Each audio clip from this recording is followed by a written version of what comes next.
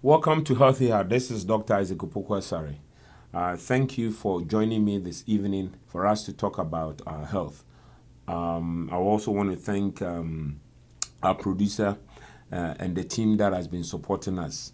We believe that what we are doing here will go a long way to help you to make the appropriate steps to be able to hopefully enjoy life. That is number one, and also live long. We would like to hear from you. It's very important to hear from you. So please, any questions or any suggestions that you have concerning our program, we would like you to send it to us. You can go to Zoe Light Radio that is broadcasting this to you, and you can put in any comments or any questions, and we are here to hear from you. We want to make sure that what we are doing is helping you, so that we'll continue to do them. It's very important to get a feedback and also make sure that what we are sending to you is addressing the need that you have in terms of cardiovascular health. So to start with, we want to reinforce the pillars of ideal cardiovascular health, which is number one. We talked about non-sedentary lifestyle or physical activity, which is walking at least 30 days working at least 30 minutes 5 times in a week. That is a total of 150 minutes. So you can decide to do your 150 minutes within 1 week, within 1 week, within a day, in 1 day, or you can decide to break it down to 30 minutes every day for 5 days in a week, or you can decide to walk for 75 minutes twice in a week, and you get it. And for those of you that are engaged in vigorous activities like swimming, like jogging or running, all that you need to do is 75 minutes of that in a week, and that should suffice. So if you're somebody that is on a treadmill running at a pretty high speed, you can do that a total of 75 minutes, and that should suffice for what you need to do. If you also practice climbing is also a high intensity activity, and if you can engage in that for 75 minutes in a week, that is important. The other thing that we also know, the second pillar of ideal cardiovascular health. For me, the three main pillars, I'm going to talk about that, then I'll add other things, because I believe that if there is no genetic predisposition, if you have these first three pillars, then the others will follow. So the second one, we said the first one is physical activity. That is to me is the most important. Then the second thing is appropriate dietary pattern. Appropriate dietary pattern is what we've been trying to lay emphasis on. Remember that we talked about physical activity, and now we're talking about appropriate dietary patterns. And we've talked about fast. We've talked about salt, and we've talked about carbohydrates. We started the first part of carbohydrates by talking about sugar, and today we want to continue with the second part of carbohydrates and lay important emphasis on appropriate food that I will recommend for you that can go a long way to control your blood pressure. It has also been known to be able to reduce the incidence of heart attacks, incidence of strokes, and incidence of dying from a cardiovascular cause. So appropriate dietary pattern, and as we said, the concept of diet does not mean what? Not eating food. No. The concept of dieting is what? The change of lifestyle. That is why the principle of dieting is not abstinence from food. It's a combination of picking the right food for you and eating the right food at appropriate time. That is why it includes the appropriate level of calorie that you should consume, the appropriate type of food that you should consume, and the principle of intermittent fasting, that if you practice it and practice it well. Now we know that if you do intermittent fasting with these other two components of dietary pattern, what are they? The appropriate amount of calorie and the type of calorie that you are picking it from, that will go a long way to help you. So number one, physical activity, and then number two is appropriate dietary pattern, and number three, you remember this is number three. The reason why I'm putting number three is because we know that being fit is more important than your weight, right?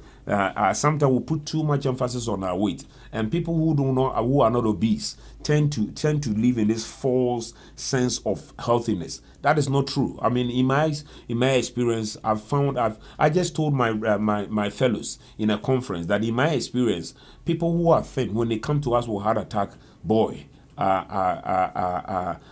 the consequences can be pretty bad. And I've seen a lot of big people who come in and sometimes everything is there, and I mean, if you look at the coronaries and nothing is going on. There's a whole concept of obesity paradox. That is not a discussion for today. But it is important that you keep your weight at the appropriate level, which is ideally, people will say that a BMI, that is body mass index of 25, is ideal. But now a lot of data begin to show that probably the range is around 27. So I will say that 25, less than 25 to 18 to 25 is good.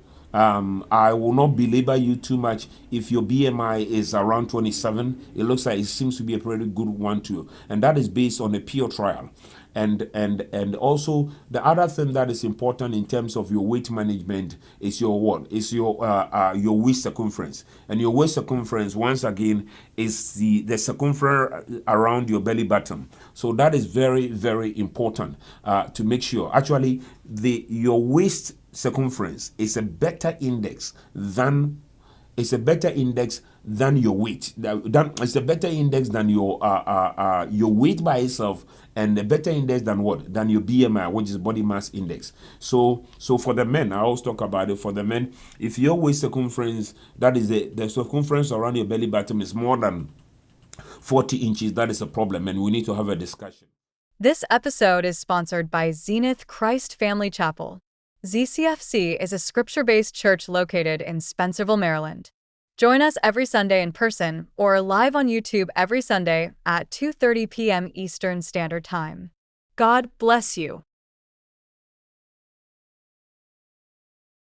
And then the last one, the last component of appropriate waist management is your waist, which is the belly button circumference, and your hip. That is, for the men, the area where your belt is. So the hip to waist circumference ratio ideally should be less than 1. The best is 0.9. If you have that, then you are doing appropriate weight management. So what are the pillars, in my opinion, for you to be able to enjoy ideal cardiovascular health? It is what? Physical activity. And the reason why we say physical activity, in my opinion, physical activity is number one, is the fact that being fit is better than what? Just your weight. No, we know that strength weight circumference is better than just what? It's better than just your weight. So number one is physical activity. Number two is appropriate dietary patterns. And number three is appropriate weight management. Then we come to number four, which is avoidance of smoking. Avoidance of smoking is important because you need to what? Prevent secondhand smoking. Then we go to the three. These are, in my opinion, they are great because when you have them, it clearly reduces your risk of having a cardiovascular event. But actually, there are certain things that you get from the first three or the first four. Let me put it this way: the physical activity and the appropriate dietary patterns and the weight management and smoking. If you can do these things, then the next three are important. What are they? This is keeping your blood sugar, your fasting blood sugar less than 100, appropriate sugar level, your blood pressure less than 130/80, which is appropriate level, and finally, the last one, that is the seventh one, is appropriate cholesterol level. Cholesterol is a huge issue. We'll come back and have a discussion about cholesterol. We're going to talk about a blockage in the heart in our next program. But the point that we are making here is that these is what the American Heart Association recommends as the 7 pillars. These are the 7 pillars: physical activity, appropriate dietary pattern, your weight, avoidance of smoking, your cholesterol less than appropriate level of cholesterol, ideally your total cholesterol less than 200, but that is extremely oversimplistic. Your fasting glucose less than 100, and your blood pressure less than 130/80. So I always tell people that for every one of these 7, if you don't have any of them, that is good. If you have any of them, it's 1, right? And the more you have them, the more you are having a problem in terms of if you have a sedentary lifestyle and you have an issue with your weight and all those things.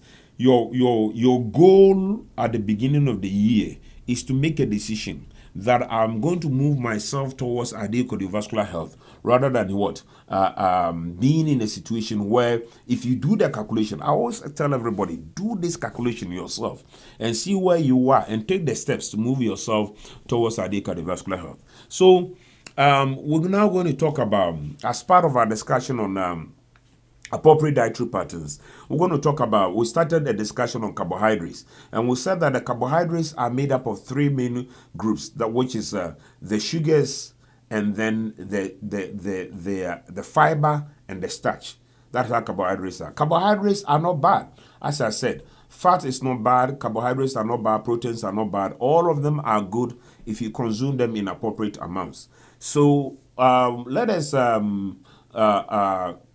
go on our discussion. Let us move on in our discussion pertaining to the carbohydrate. We talked about simple sugars, and if you're interested in that, these things are available on YouTube, and you can access them without any problem. So let us look at let us look at the appropriate fiber. We talked about sugars, so you can go and look at that. So let us talk about fiber today. Then we can talk about Mediterranean diet, which is the main discussion for today. And why are we talking about Mediterranean diet? That I'm going to give you the reason for that.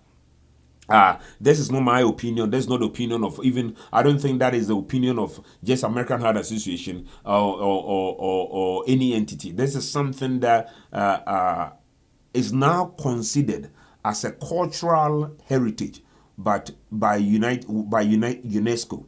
Mediterranean diet is considered as like is almost like an endangered, something that mankind should protect because of its powerful health effects on all of us. You can go and check it yourself, what Mediterranean diet is to UNESCO. So let us talk about fiber. So if you look at fiber, right, the good thing in life is fiber is found in virtually most of the food that you and me consume every day. But we need to make the choices. So if you look at the picture that we have right in front of us, you could see that most of us, we eat these things. You could see a picture of nuts, you could see a picture of corn, you could see a picture of grains. So if you are somebody that says that, okay, you have a problem with fiber, then I would encourage you to look at this picture and realize that you don't need to necessarily limit yourself to one of them. There are a lot of choices out there, and if you pick the right choice, it is going to go a long way to help you. We'll come back to this picture, but you see over there that there's bread, right? And you can see that a slice of bread that is on the screen now.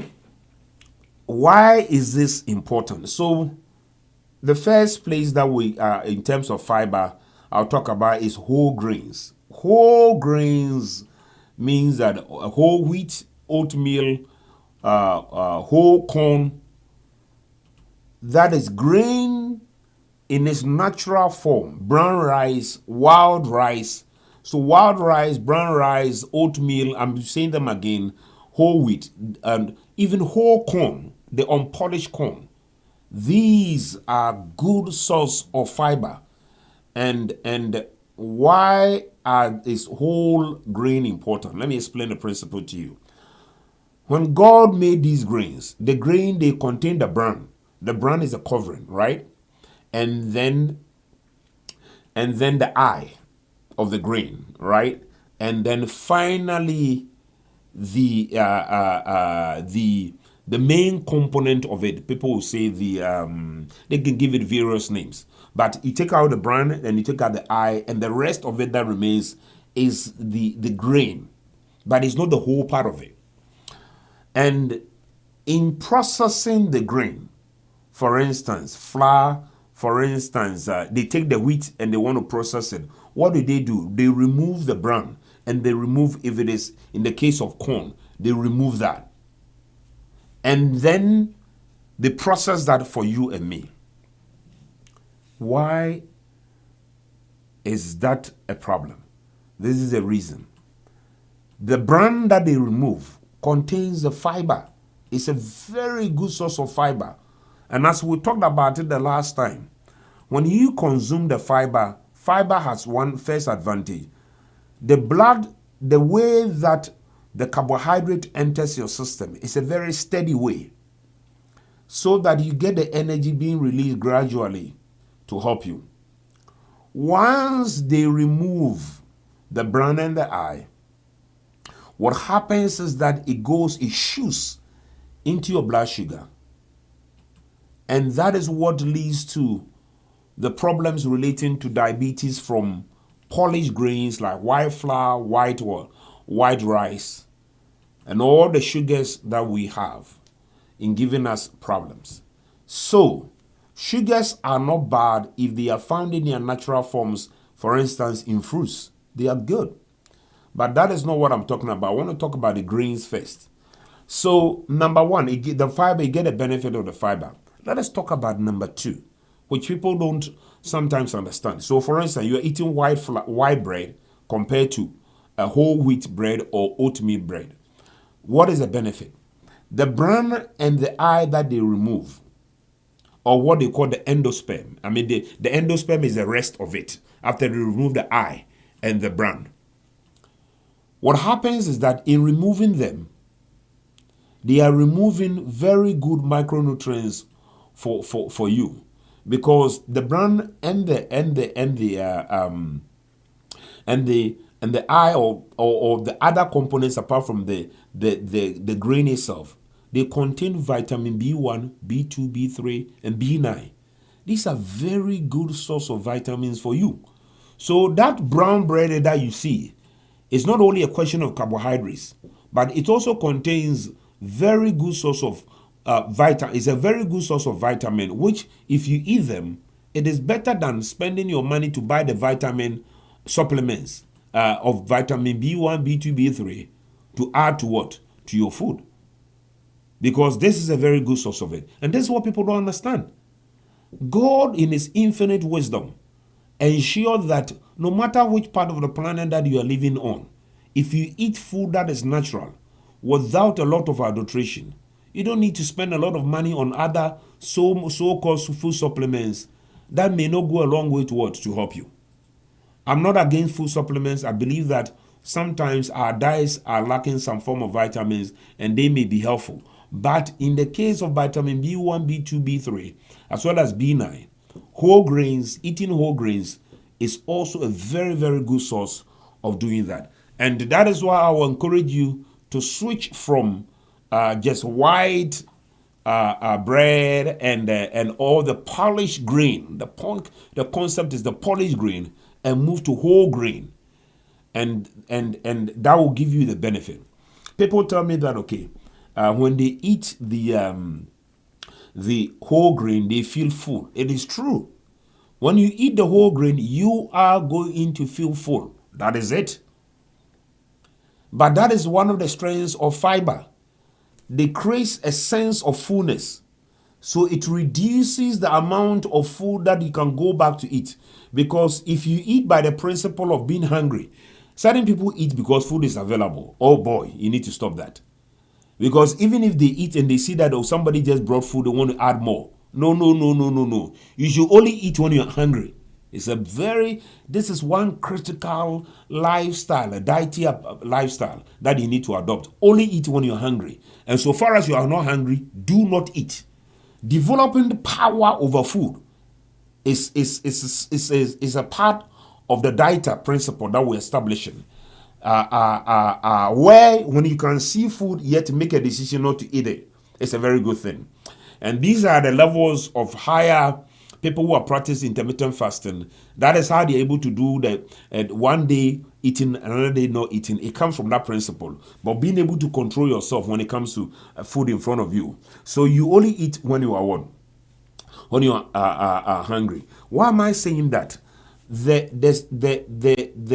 surge and the crash phenomena that is associated with polished grains and simple sugars is not something that you're going to experience with whole grains or fiber, because they are released, and it also limits the amount of food that you're going to do. So in the long run, I don't know. I don't think that I have data to support it. But in my opinion, if it creates fullness in you and it prevents you from going back to eat more, that should go a very, very, very long way to be able to help you.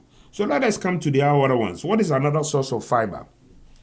The another source of fiber, you see, I love this picture, is broccoli. Oh, broccoli contains some very, very, very, very, very, very good nutrients. I mean, among vegetables, I can tell you broccoli is, I give it 5 star. This episode is sponsored by Advanced Cardiovascular Institute. ACI treats a myriad of cardiovascular issues using patient-centered, minimally invasive procedures. Dial 301-755-6500 or scan the QR code to schedule your appointment today. Among fruits, I give apple 5 star.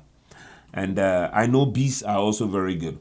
But broccoli, then it's not only broccoli, but broccoli, tomato, a lot of fruits out there. Cauliflower is a very good source of fiber.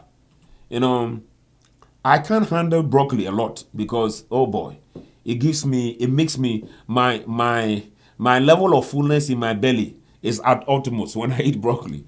But it's very good. Broccoli, go back and look at broccoli. I'm giving you an assignment. Go and look at the components of broccoli and find what is in broccoli, and you will be amazed that sometimes instead of spending money to buy all the things that you're trying to put in your food, eating broccoli, cauliflower, they have high component. You see the thing over the stock is all fiber, but they contain a lot of good vitamins. Very good source of vitamin is found in them. So eating broccoli, cauliflower, all these ones will go a long way, right? Tomato, right? They are good source of fiber, and I will encourage you to do it. Have a tendency to include a 5-star food that we're talking about here. The broccolis in your food, right? The cauliflower. These gives you good fiber, good source of, especially the vitamin Bs. The good source of the vitamin Bs, that will go a long way to help you. Tomato is also like that. Tomato is a very, very good one that you should include in your food, right? Processed tomato is good, but I'm telling you, the natural tomato, especially for the men, it is believed that tomato contains something they call lycopene, and that can go a long way, even for the men.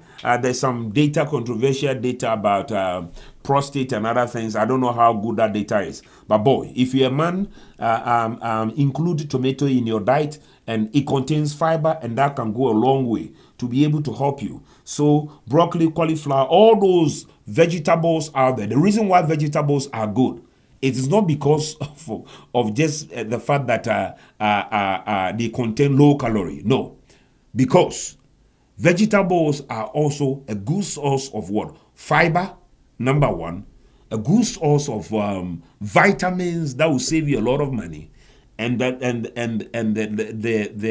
the other one is also the low amount of calorie that is in them. So let's go back to our first picture and that we showed you. And I want to point something to you, right? So even if you don't want to eat the whole grain cereal, the whole grain bread or other things, you can decide to eat the vegetables, that good source of it.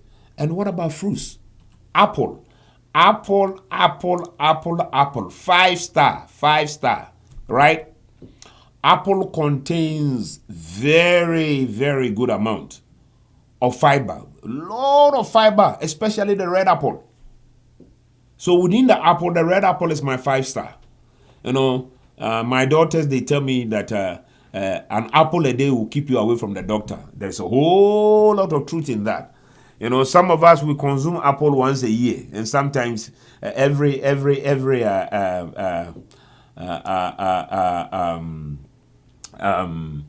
or 3 years. That is not a good thing, okay? There is even the simple sugars that is found in apple. They are good. So consuming the apple in the right amount is very good. It contains good source of fiber, and even the carbohydrates, the sugars that are found in them, unlike the polished sugars, are much better for you. Let's look at other source of fiber. Another source of fiber in the category of fruits is oranges, right? I tend to consume the whole orange as much as I can. The reason why I consume the whole orange, my daughters ask me why is it that you don't only consume the orange juice. The orange juice cannot compare to the orange itself. This is the reason. The orange juice, which is a good source of vitamin C, will only give you what? Will only give you the sugar in it and probably the vitamin in it. But if you don't consume the whole orange, you lose the fiber, which is a very good thing for you.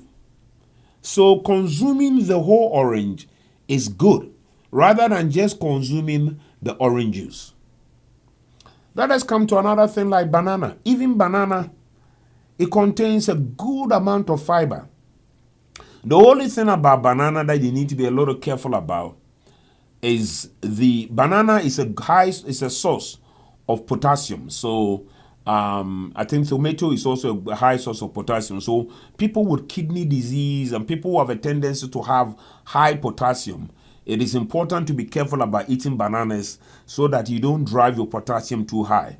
But even banana is a good source of fiber. So you are realizing that fiber, in terms of a good source of fiber, we have the grain, the whole grain. The second thing is the vegetables, with the 5-star being broccoli, and the other ones that will follow with decreasing what the level of stars you want to give it. Cauliflower and all the vegetables out there.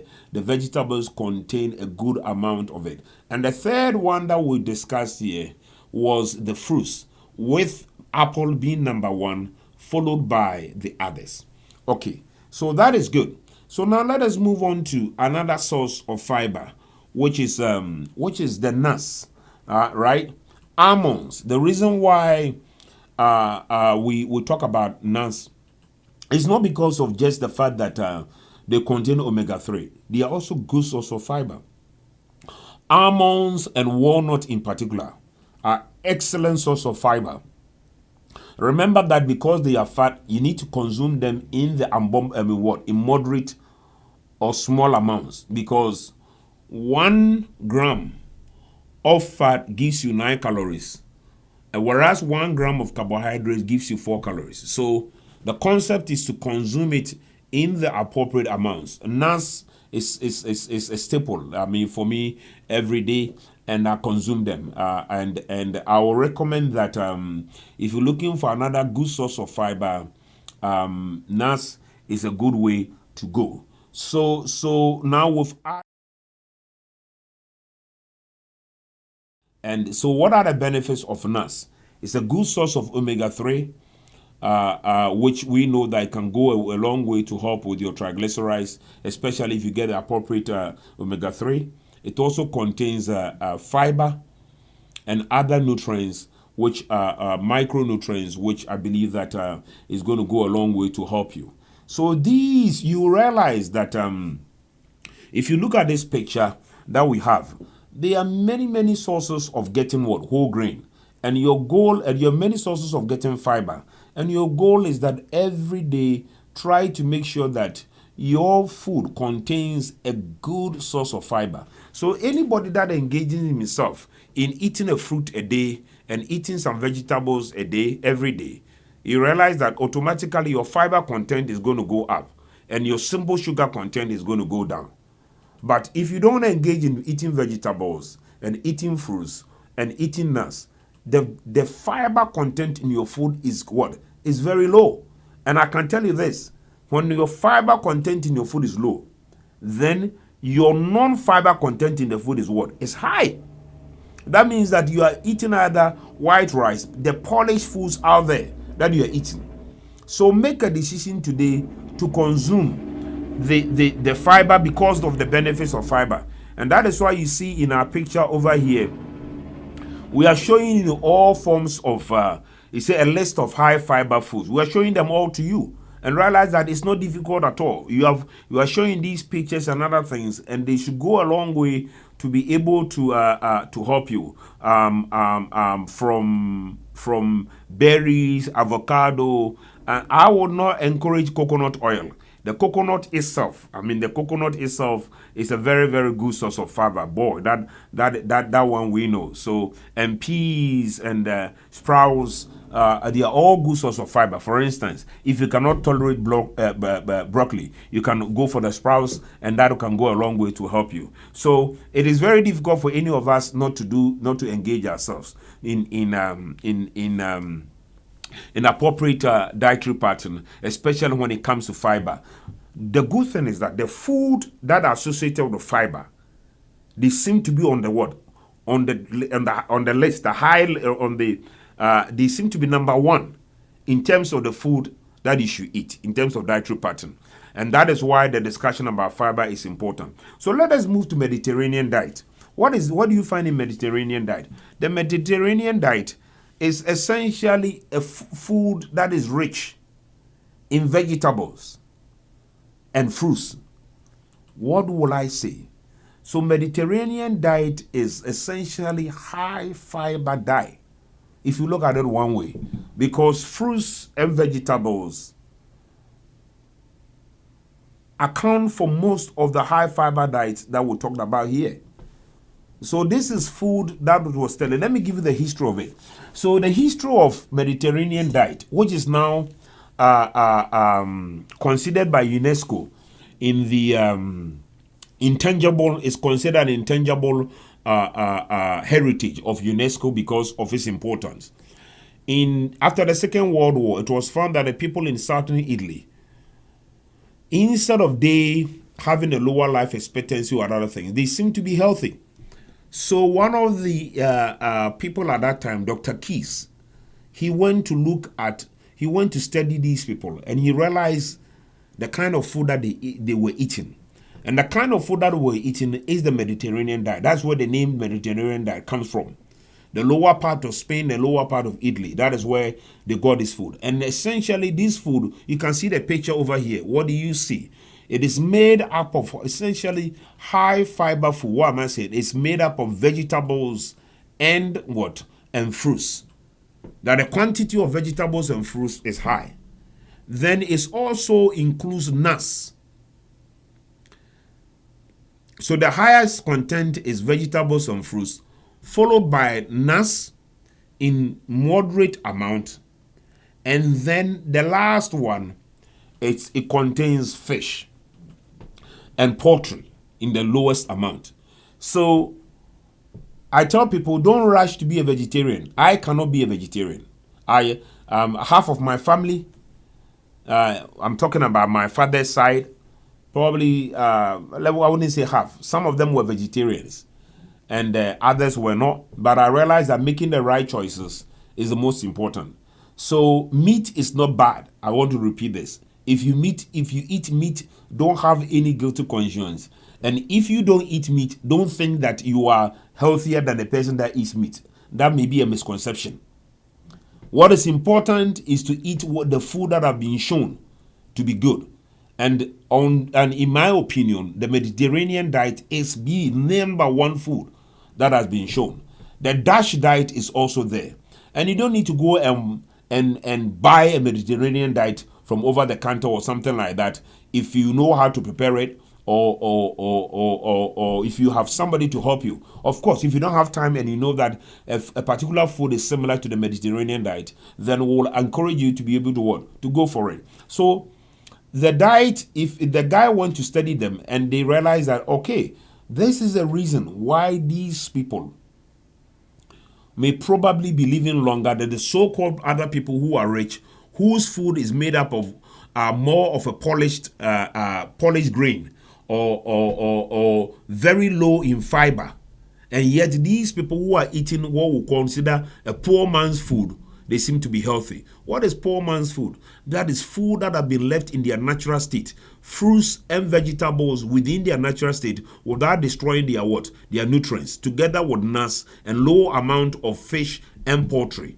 And even if they consume meat, the meat is lean meat. So the last component of it, so meat is not bad, but one type of meat in adding to your food that you need to stay away from is red meat, but I'll come to that. So first of all, I've told you the components of the Mediterranean diet. High amounts of fruit and vegetables, followed by moderate amounts of nuts, and followed by low amounts of lean meat, fish, and poultry. So that is what it is. So you can formulate your food that way, and if you eat around these principles, that will go a long way to help you. Now let us come to this. They did a trial and looked at the trial, the pre-med trial, and they realized that when you add extra virgin oil to your Mediterranean diet, you even get a greater benefit. Actually, I'm going to quote the amount of extra virgin oil. They gave them 1 liter of extra virgin oil every week. So it tells you that fasts are not bad. And when you consume the appropriate amount of fat, that will go a long way to help you. So there are 3 forms of patients that they looked at. People who just ate the Mediterranean diet, people who ate the Mediterranean diet and with nuts, and the people who ate Mediterranean diet with extra virgin oil. And this is what they showed, that the people who are the greatest benefit from eating the Mediterranean diet are people who eat the Mediterranean diet with extra virgin olive oil. I cannot reinforce this to you. This is critical and important. So, go above and beyond your Mediterranean diet. Adding extra virgin olive oil, according to the pre-med trial, comes with a benefit of protecting you from having a heart attack, protecting you from having stroke, and protecting you from dying from a cardiac ward, from a cardiac cause. So it is a second stage that if you adopt a Mediterranean diet, adding these 2 things, the nuts and the extra virgin oil, I would say moderate amounts in terms of the extra virgin oil, and probably small amounts in the terms of moderate to small amounts in terms of the nut, is something that will help you. Let me tell you this: there is no food in this world, there is no particular diet in this world that probably has powerful randomized data behind it like the Mediterranean diet. There are all sorts of food out there, but few of them have been subjected to rigorous analysis like that of the Mediterranean diet. And that is why this started from the 1950s, from the work of Dr. Keyes, who studied these people, and they ended up doing a huge trial, studying people about 13,000 people across the continents, and the benefits. So the benefits of the Mediterranean diet was proven. So when the pre-med trial was published, a lot of people were talking about Mediterranean diet. But somebody said that is not new at all. Actually, if you look at the work of Dr. Keyes that he did, this is nothing new at all. Somebody wrote that in a tutorial. Is this something new under the sun? Absolutely not. Because it's been proven through epidemiological and other studies that people who eat Mediterranean diet, it will cut down. And these are hard endpoints which medicine cannot do. Medicine can sometimes, only medicine alone cannot do. Let me put it that way. No medicine cannot do. But only medicine alone cannot do. So doing this will cut down the medicine you take. And probably it will prevent you from even taking the medicine. Because if it can prevent you from having stroke and having heart attacks and dying from cardiovascular events, that will go a very long way to be able to help you. And that is why I strongly, strongly recommend that you have to change your diet every day. Look at a picture of Mediterranean diet, put it somewhere, and if you are eating food and the food is not similar to that picture, you need to think about it, think twice about it, and then make a decision. And the goal here is the fact that your food, there are various ways of preparing the food, in my opinion. But the critical element is that the food must contain these components, right? I mean, some people may decide to consume the tomato in a raw form. That is not a problem. If you want to use the tomato to prepare stew, that is not a problem, right? If you want to slice the tomato and then whatever you want to do, but the goal is consume the tomato. If you decide to cut the broccoli and steam it before you eat it, that is not a problem. But at the end of the day, consume it. That is the most important part of it. If you are able to do that, then you are on the path of the Mediterranean diet. And if you're on the path of the Mediterranean diet, together with good physical activity, that will go a long way to help you. See, we are developing the principle of diet here. That is a change of lifestyle. And it starts with, in my opinion, making the appropriate food choices. And the second thing with the physical activity and the calorie restrictions, that will go a long way to help you. We'll come back to you and then talk about meat. But let me talk over here. In the meat, it's not bad. But when it comes to choices of meat, let us add this so that it makes your food that you're eating. Poultry is good. Most of the fat that is in poultry is in the skin. So skinless poultry is better than poultry that has got skin. So if you decide to go for poultry and you want to take it to the next level, the going in for skinless poultry is better than the poultry with the skin. And we talked about the fish and the issues relating to fish. And I will encourage you to go to our YouTube and come to Zoe Light Radio. All these things are available over there. Or you can call our producer and we can make these things available to you. So that is good. Now let's come to red meat. The red meat over and over and over and over. It is not necessarily the red meat that is bad. But the worst form of meat, the worst form of red meat that you can eat is processed red meat. Processed red meat undoubtedly has a lot of problems. So if you look at some of the pure trial data, they realize that eating meat in the third world countries hasn't got a problem. Actually, eating meat in those countries comes with a benefit. So I asked myself, what is the difference between meat that is eaten in advanced countries and eat that is the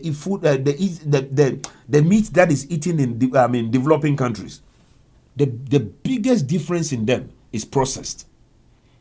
In most developing countries that I know of, they get the meat and they prepare the meat by either grilling them, baking them, without the food being processed. Whereas processed red meat contains a exceedingly high amount of salt, a high amount of saturated fat. So the combination of saturated fat together with high amount of salt is a sickening combination, which I will tell you that move away from red meat that is processed. But if you go for lean red meat, that is not a problem. Consuming lean red meat is not a problem if you consume them in the small amounts, especially when you grill them.